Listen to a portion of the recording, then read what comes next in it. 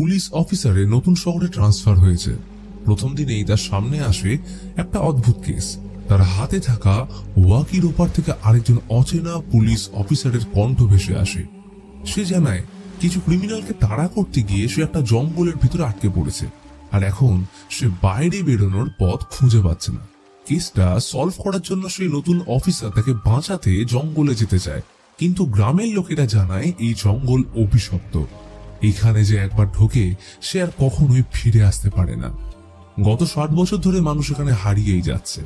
Police আজ পর্যন্ত এই রহস্যের সমাধান করতে পারেনি, কারণ এই জঙ্গল পাহারা দেয় এক অদ্ভুত মূর্তি। আজ এইটা কোনো সাধারণ মুভি নয়, বরং টুইস্ট ও রহস্যে ভরপুর একটা অসাধারণ মাস্টারপিস মালায়ালাম মুভি, যার নাম সম্ভবম অধ্যায়ম অনু, অর্থাৎ দ্য ইনসিডেন্ট চ্যাপ্টার 1। গল্পটা শুরু হয় 1960 সালের কেরালার ভেল্লোরকাডুর এক প্রত্যন্ত জঙ্গল দেখিয়ে, যেখানে এক পর্তুগিজ মহিলা কয়েকজন লাঠিয়ালদের সাথে নিয়ে চলেছে দুটো বডি। এই পর্তুগিজ মহিলা তার থেকে ছোট বয়সী ছেলেদের পছন্দ করত, তাই সে জেমস নামের একজনকে বিয়ে করে। কিন্তু পরবর্তী সময় জেমস একজন সমবয়সী ইন্ডিয়ান মেয়ের সাথে প্রেমের সম্পর্কে জড়িয়ে পড়লে এই পর্তুগিজ মহিলা দুজনকে হাতে নাতে ধরে শেষ করে দেয়। আর এখন এই দুজনের বডি নিয়ে তারা জঙ্গলে এসছে। মহিলাটি প্রথমে মেয়েটার বডি ডোবায় ফেলে জেমসকে অন্য জায়গায় কবর দিতে নিয়ে গেলে সবার অজান্তে জেমস পালিয়ে যায়। আসলে সে এতক্ষণ ধরে মিথ্যে মরার নাটক করছিল। অবশেষে জঙ্গলে অনেক খোঁজাখুঁজির পর এক পর্যায়ে এই মহিলা তাকে ধরে ফেললে জেমস ওর পেটে তীক্ষ্ণ গাছের ডাল ঢুকিয়ে পালিয়ে যায়। এরপর দৃশ্য পাল্টায় এবং আমরা দেখি জঙ্গলের ডোবার ভিতর থেকে একটা হাত বেরিয়ে আসতে। এই লোকটার আঙুলে ছিল একটা বড় সাইজের আংটি, কিন্তু লোকটাকে, তার পরিচয় কি, সেইটা আমাদের দেখানো হয় না। দৃশ্য আবার পাল্টায়, দেখা যায় পিটার নামের এক পুলিশ অফিসারকে এই জঙ্গলে হন্য হয়ে ঘুরতে। অন্যদিকে পিয়নের পোশাক পরা আরেক পরিচয়হীন লোককে দেখানো হয় যে বড় গাছগুলোর মধ্যে স্পাইডার সাইন আঁকছে। এরপর আমরা এক বন্ধুদের গ্রুপকে দেখি, তারা এসেছে জঙ্গলে শিকার করতে। গ্রুপের মধ্যে একটি মেয়ে অনেকক্ষণ ধরে বুনো শুয়োর শিকারের চেষ্টা করলেও পেরে উঠছিল না, ফলে শিকারটা পালিয়ে যায়। তখনই একটু দূরে ভারী কিছুর আওয়াজ শুনে মেয়েটা ভয়ে গুলি চালাতেই দেখে সে একটা পুলিশকে গুলি করে মেরে ফেলেছে। এখন এই পুলিশটাকে, তার পরিচয় জানতে না পারলেও তোমাদের সুবিধার্থে বলে দিই, এই পুলিশটাকে একটু আগে ডোবা থেকে আমরা উঠতে দেখেছি। তবে সেই মুহূর্তে একটা অদ্ভুত জিনিস ঘটে। গুলির শব্দে চারিদিকের পরিবেশ চেঞ্জ হতে শুরু করে এবং ভেসে আসে অলৌকিক অপার্থিব চিৎকার। সেই আওয়াজ এতটাই তীব্র ছিল যে প্রত্যেকের কান অসহ্য যন্ত্রণায় ফেটে যাওয়ার উপক্রম হয়।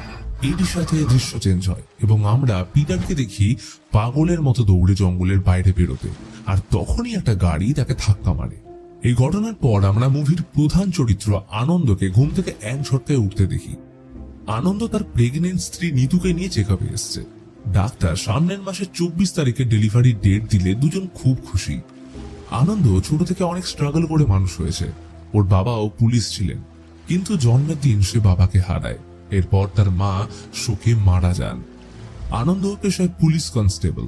তার ভেল্লোরকাডুতে বদলি হয়েছে, আজকেই বেরোতে হবে। পরের মাসে ডেলিভারি ডেট, তাই আনন্দ চিন্তায় পড়লে নিতু নিশ্চিন্ত হয়ে তাকে ডিউটি জয়েন করতে বলে। আর যদি কিছু দরকার লাগে সেক্ষেত্রে আন্টি তো আছেই। সাত সকালে আনন্দ বাস ধরে গ্রামে পৌঁছলে লাস্ট ট্রেকার ধরতেই যাবে, তখনই কল আসলো। নিতুর হঠাৎ কমপ্লিকেশনস দেখা দিয়েছে, আজ ডেলিভারি করতে হবে।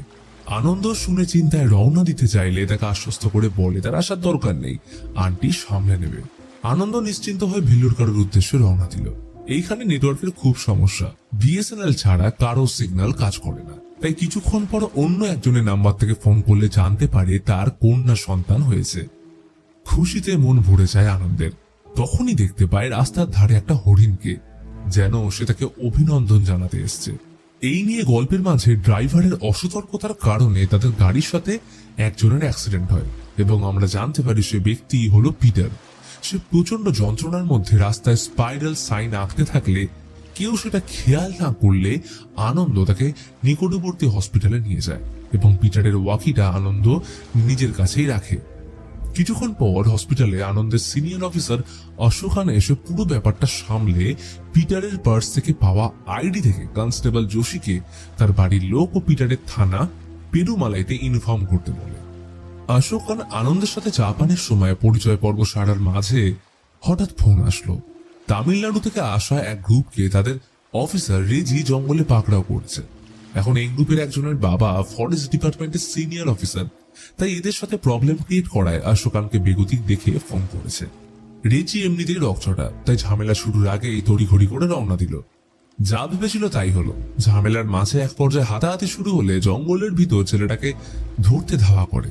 এমন সময় রেজি জঙ্গলে একটা বডি পড়ে থাকতে দেখে থমকে যায়। ততক্ষণে অশোক খান এসে পড়েছে। কাদায় মাখা বডির মুখটা এমন ভাবেই ক্ষতবিক্ষত যে চেনা মুশকিল। যেটুকু বোঝা গেল বডিটা পেরুমালাই থানার এক কনস্টেবল। থানার এসআই কে কন্ট্যাক্ট করতে গেলে নেটওয়ার্ক খারাপ থাকায় কলটা লাগলো না, তাই অশোক খান ফরেন্সিক টিমকে আসার জন্য ইনফর্ম করে রেজি আর আনন্দকে নিয়ে নিজের থানার উদ্দেশ্যে রওনা দিল। এর পরের দৃশ্যে জঙ্গলের মধ্যে আহত অবস্থায় একজন অফিসারকে পড়ে থাকতে দেখানো হয়। তার নাম স্টিফেন। সে পায়ে প্রচন্ড আঘাতের কারণে নড়তে না পারলে সহকর্মী পিটার ও মুতুভেলকে চিৎকার করে ডাকতে থাকে, কিন্তু কেউ তার ডাক শুনতে পায় না। সৌভাগ্যবশত স্টিফেন তার ওয়াকি দিয়ে পিটারকে কন্ট্যাক্ট করলে আনন্দের কাছে থাকা ওয়াকি বেজে উঠল, কারণ পিটারের ওয়াকিটা তার কাছেই ছিল। স্টিফেন বলে সে তার টিমকে নিয়ে জঙ্গলে ঢুকেছিল, কিন্তু কোনো কারণে তারা ফেঁসে গেছে এবং বাকিদের খুঁজে পাচ্ছে না। আর এখন যদি তাকে উদ্ধার না করা হয় তাহলে সে মারা যাবে। অশোক খান অবাক হয়ে জানায় যে তারা কেরালা পুলিশ এবং স্টিফেনদের সহকর্মী পিটারের অ্যাক্সিডেন্ট হওয়ায় তাকে হসপিটালে অ্যাডমিট করেছে, তাই স্টিফেন পেরুমালাই থানার কারোর সাথে যোগাযোগ করুক। স্টিফেন জানালো সে সব রকম চেষ্টাই করেছে, কিন্তু লাভ হয়নি। এখন সে জঙ্গলের ভিতর কোনো এক মন্দিরের সামনে বড় গাছের নিচে পড়ে আছে। সেখানে এসে ওরা যেন তাকে উদ্ধার করে। এখন ইচ্ছা না থাকলেও অশোক খান বাধ্য হয়ে গাড়ি থামিয়ে পেরুমালাই থানায় ফোন করার চেষ্টা করতে থাকে। তখনই আনন্দ শুনতে পায় ওয়াকিতে স্টিফেন বলছে তার স্ত্রী প্রেগনেন্ট, তাদের আজ বাচ্চা হতে চলেছে। তারা যদি তাকে বাঁচিয়ে নেয় তাহলে সে তার বাচ্চাকে দেখতে পাবে। আনন্দ এটা শুনে নিজের পরিস্থিতির সাথে রিলেট করতে পারলে বাকিদের মানানোর চেষ্টা করে স্টিফেনকে বাঁচানোর। সব শুনে রেজি বাধা দিল, কারণ এই জঙ্গলে যাওয়া মানে জীবনে ঝুঁকি নেওয়া। এমনিতেও জঙ্গলটা তাদের আবার এলাকাতেও পড়ে না। কিন্তু আনন্দ সবাইকে মানিয়ে জঙ্গলের দিকে রওনা দেয় স্টিফেনকে উদ্ধার করতে। এই ঘটনার সাথে দৃশ্য চেঞ্জ হয় এবং আমাদের স্টিফেনের গল্প দেখানো হয় যে কিভাবে তারা এই জঙ্গলে ভেসেছিল। আসলে তার গোটা টিম কয়েকজন ক্রিমিনালদের ধরে জঙ্গলের রাস্তা দিয়ে পেরুমালাই থানায় যাচ্ছিল। তখন ক্রিমিনালগুলো বেগতিক দেখে তাদের উপর হামলা করে গাড়ি থেকে পালিয়ে জঙ্গলে ঢুকে যায়। কিন্তু স্টিফেন ছাড়ার পাত্র নয়। সে টিমের কয়েকজনকে নিয়ে তাদের ধরতে জঙ্গলে ধাওয়া করলো। একটা সময় এদের খুঁজতে জঙ্গলের অনেক ভিতর অব্দি চলে আসলে ছোট্ট টিম বানিয়ে তারা আলাদা আলাদা করে সার্চ করতে শুরু করে। এই সুযোগে ক্রিমিনালগুলো এক একজনকে টার্গেট করে শেষ করতে থাকে। এক পর্যায়ে এসে মুতুভেল স্টিফেনকে জঙ্গলের গভীরে যাওয়ার জন্য মানা করলো, কারণ তার ভূত প্রেতে বিশ্বাস না থাকলেও এই জঙ্গলটা সুবিধের মনে হয় না। বহু খারাপ গল্প শোনা যায় এই জঙ্গলটার নামে। তখনই তারা জঙ্গলের মাঝে এক বিশালাকায় অদ্ভুত দৈব মূর্তি দেখতে পায়, যার শরীর মানুষের মতন হলেও মাথাটা কাকের। মুতুভেল মানা করা সত্ত্বেও স্টিফেন থামল না। সে গুজবে বিশ্বাস করে না, তাই মুতুভেলকে অন্যদিকে পাঠিয়ে সে ক্রিমিনালগুলোকে খুঁজতে বেরিয়ে পড়ল। হঠাৎ স্টিফেন শুনতে পায় মুতুভেলের চিৎকার। তাকে দুজন মারতে ধাওয়া করেছে। তখনই স্টিফেন একজনকে গুলি করতে তার রক্ত ফোঁটা মাটিতে পড়তেই চারিদিকের পরিবেশ আচমকা চেঞ্জ হতে শুরু করে এবং শুনতে পাওয়া যায় সে গগন বিদারী আদিম কান ফাটা অসহ্য চিৎকার। সবাই প্রচন্ড আওয়াজে কান ধরে বসে পড়লে কিছুক্ষণ পর স্টিফেন নিজেকে জঙ্গলের এক অন্য জায়গায় দাঁড়িয়ে থাকতে দেখে, যেখানে মুতুভেল তো দূরের কথা, সেই দুজন ক্রিমিনালের টিকিটিও খুঁজে পাওয়া যাচ্ছে না। স্টিফেন হকচকিয়ে চিৎকার করে তার সহকর্মীদের খুঁজতে বেরিয়ে পড়লে একটা সময় হোঁচট খেয়ে পড়ে গেলে তার পায়ে ভীষণ চোট লাগে এবং এরপর কি হয়েছে সেইটা তো আমাদের সকলেরই জানা। এরই সাথে দৃশ্য চেঞ্জ হয় এবং আমরা দেখি বৃষ্টির মধ্যে অশোক খান, আনন্দ ও রেজি জঙ্গলে স্টিফেনকে খুঁজতে ঢুকেছে। অশোক খান বলে এই জঙ্গলে অনেকেই নিখোঁজ হয়েছে, যাদের আর পরবর্তীকালে খুঁজে পাওয়া যায়নি।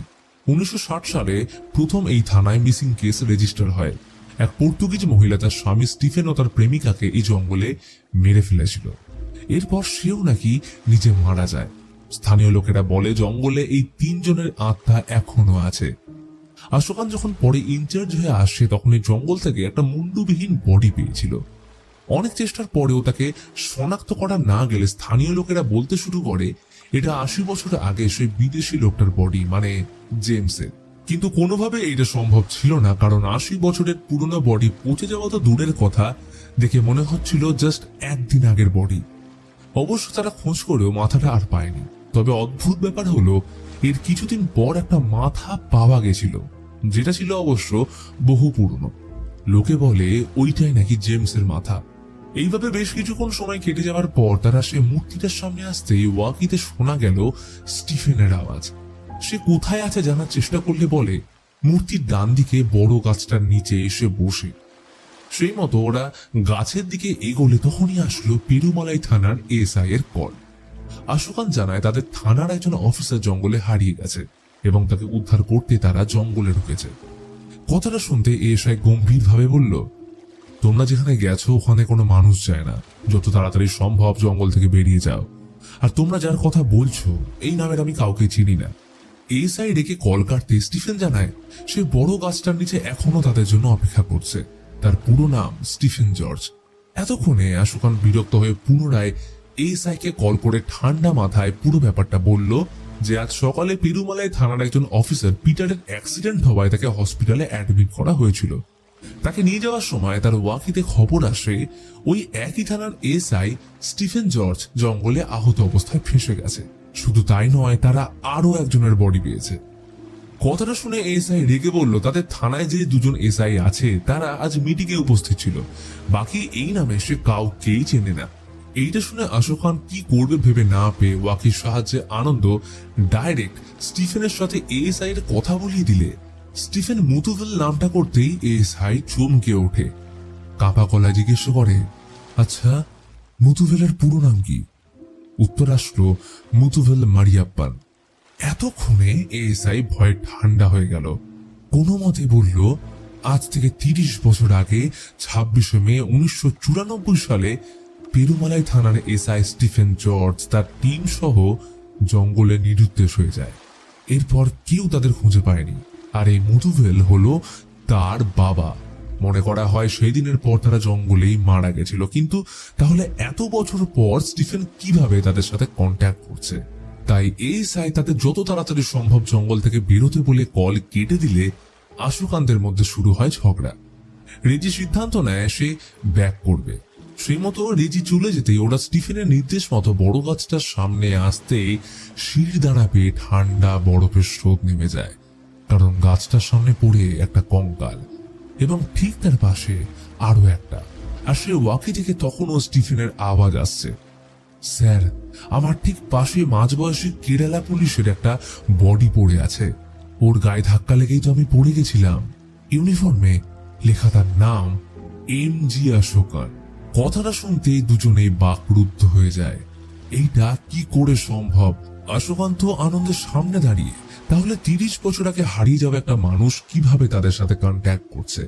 কি রহস্য এই জঙ্গলের? স্টিফেন ও তার টিম যদি মারা গিয়ে থাকে তাহলে পিটারের কিভাবে তাদের গাড়ির সাথে অ্যাক্সিডেন্ট হলো?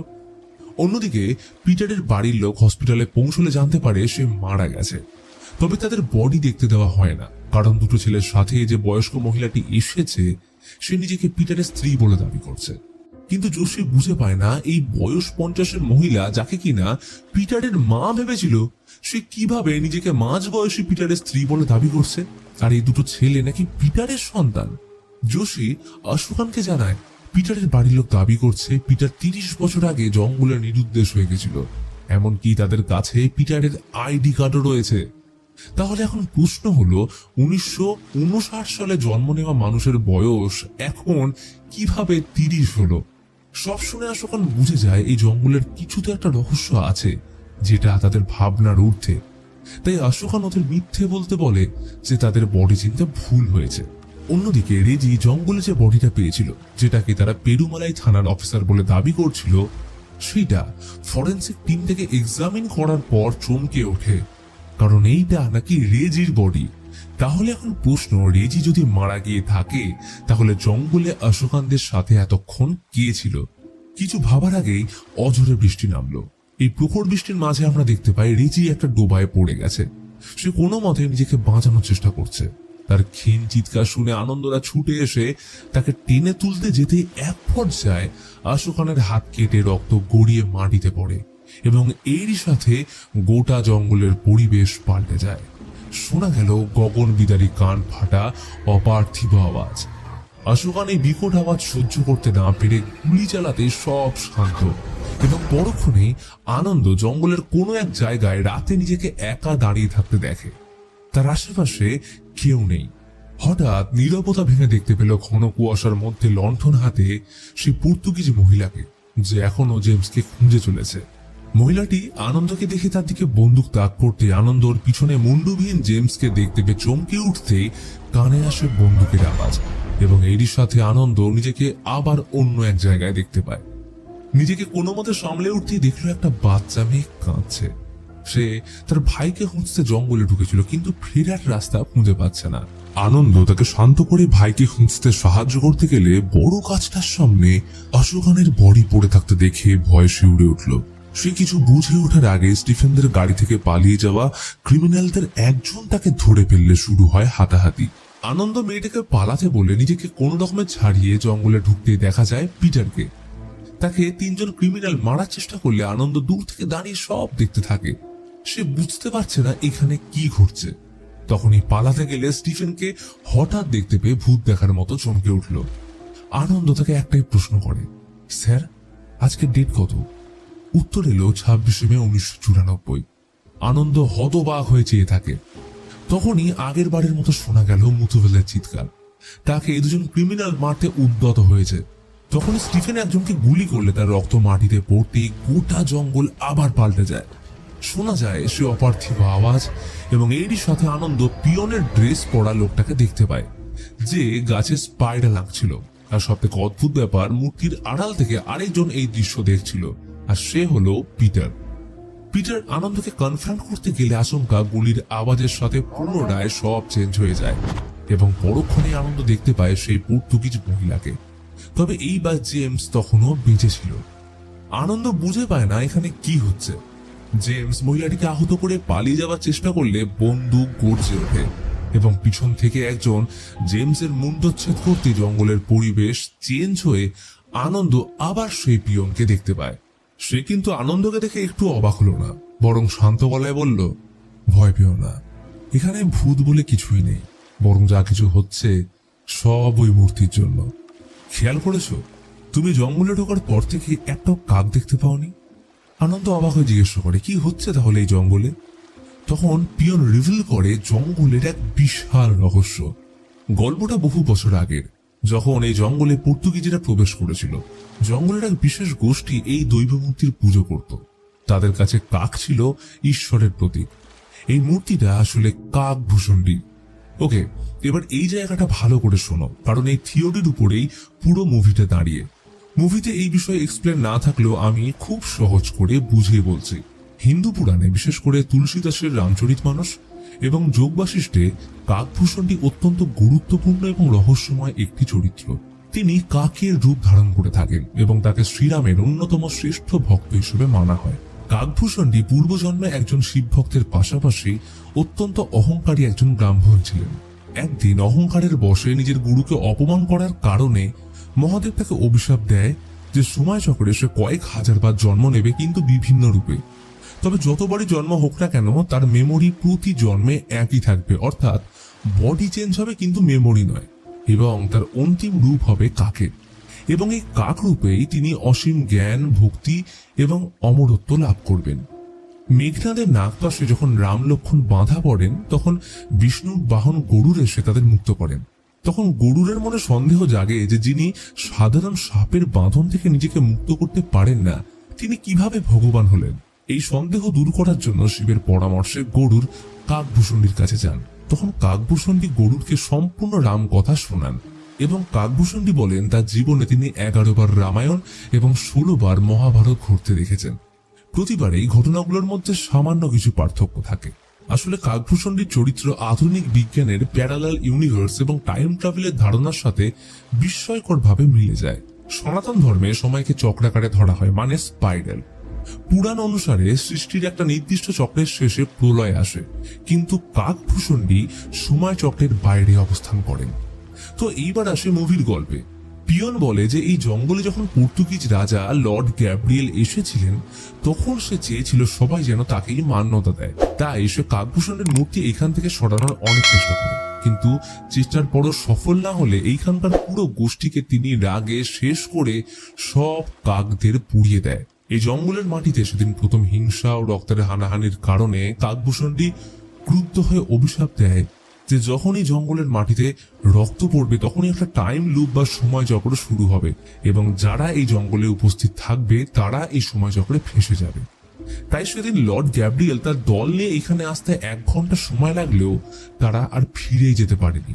দিনের পর দিন, বছরের পর বছর কেটে গেছে, তারা আজও এই জঙ্গলের কোনো এক সময় চক্রেই ঘুরে চলেছে। তাই যখনই কেউ জঙ্গলের মূর্তির সামনে উচ্চস্বরে আওয়াজ করে এবং রক্তের ফোঁটা মাটি স্পর্শ করে তখনই তারা সময় চক্রের অনন্তকালে আটকে যায়।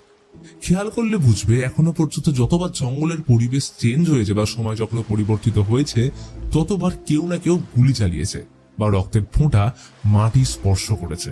এই কারণে লর্ড গ্যাব্রিয়েল, পর্তুগিজ মহিলা, জেমস, 1994 স্টিফেনদের টিম, রেজি, আশোকান, মুথুভেল, জেমস, বাচ্চা মেয়েরা তারা প্রত্যেকে জঙ্গলের সময় চক্রে ফেঁসে রয়েছে। তবে এইখানে একটা ছোট্ট টুইস্ট আছে, কারণ যতবার সময় চেঞ্জ হয় ততবার কোনো ব্যক্তি সময় চক্রের যে কোনো টাইমে টেলিপোর্ট হতে পারে, সেটা 5-10 মিনিট আগে হোক বা পরে। এই কারণে আনন্দ দুবার জেমসকে দেখতে পেয়েছিল। একবার সে জেমসকে পালাতে দেখেছে এবং আরেকবার জেমসকে মরতে দেখেছে। খুব ভালোভাবে লক্ষ্য করলে বুঝবে শুরু থেকে দেখানো শামুকের খোলস এবং স্পাইরাল সাইন আমাদের এই সময় চক্রের ইঙ্গিতটাই দিচ্ছিল। সব শোনার পর আনন্দ জিজ্ঞেস করে, তুমি এত কিছু জানলে কি করে? তখন সে বলে, আমি সেই ব্যক্তি যে পর্তুগিজ রাজার গুপ্তচর ছিল এবং আমি রাজাকে এই জঙ্গলে নিয়ে এসেছিলাম।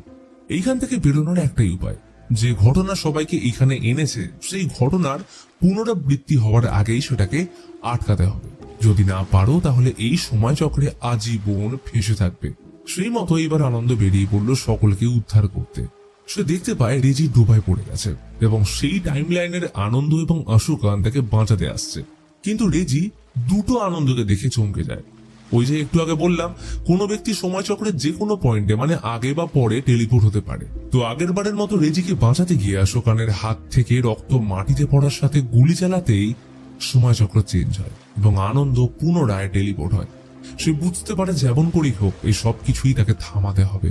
তাই সে বিরক্ত হয়ে নিজের হাত কেটে রক্ত মাটিতে ফেলে উচ্চ স্বরে চিৎকার করলে সময় চক্র চেঞ্জ হয়।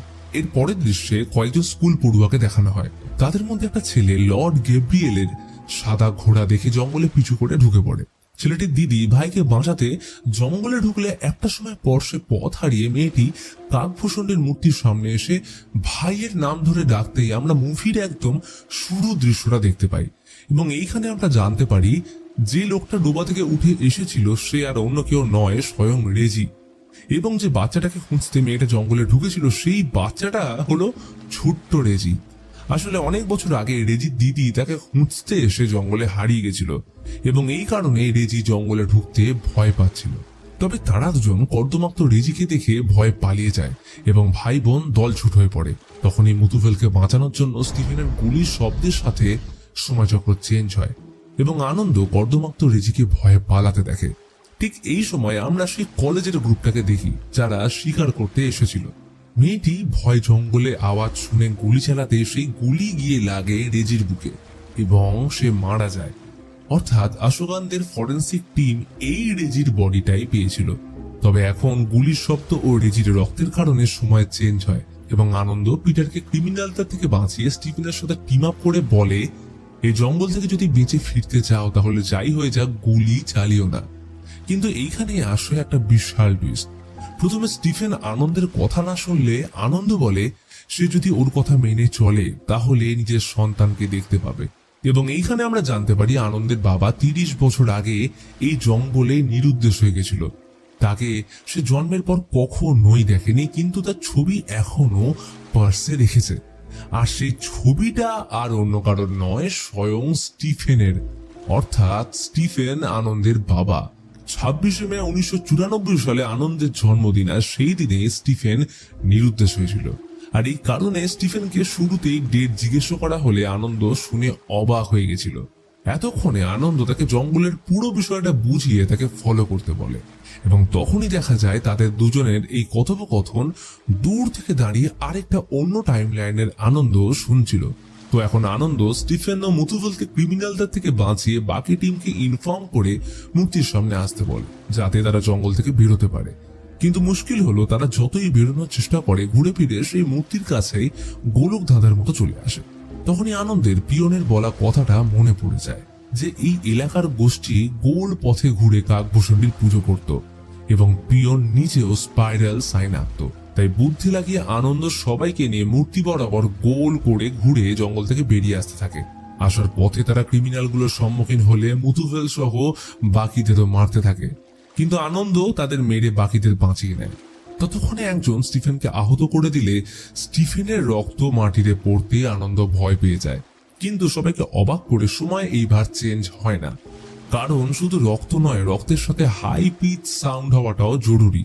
তো এই পর্যায়ে আনন্দ জঙ্গলের এক প্রান্ত থেকে কাকদের ডাক শুনতে পেয়ে সেই দিকে গেলে অবশেষে জঙ্গল থেকে সবাইকে নিয়ে বেরিয়ে আসতে সক্ষম হয়, এবং আনন্দ সবাইকে গাড়িতে তুলে স্টিফেনকে হসপিটাল পৌঁছতে বলে তার সন্তানকে দেখার জন্য। তাহলে 1994 সালে ছোট্ট আনন্দকে কোনোদিনই বাবা ছাড়া বড় হতে হবে না।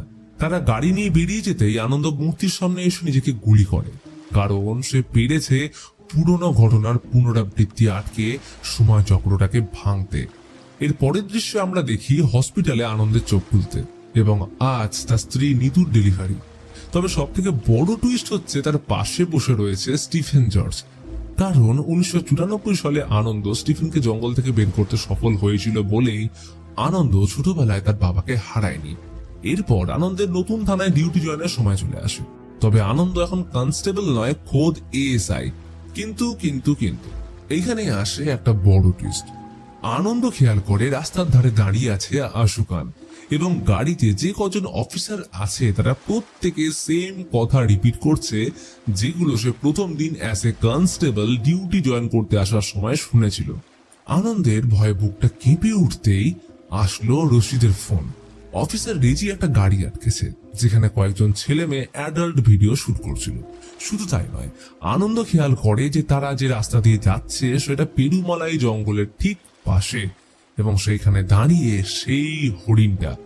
তখনই তাদের গাড়ির অ্যাক্সিডেন্ট হয়, এবং আনন্দ খেয়াল করে যার অ্যাক্সিডেন্ট হয়েছে সে ওই কলেজ গ্রুপের মেয়েটা, যারা জঙ্গলে শিকার করতে এসেছিল।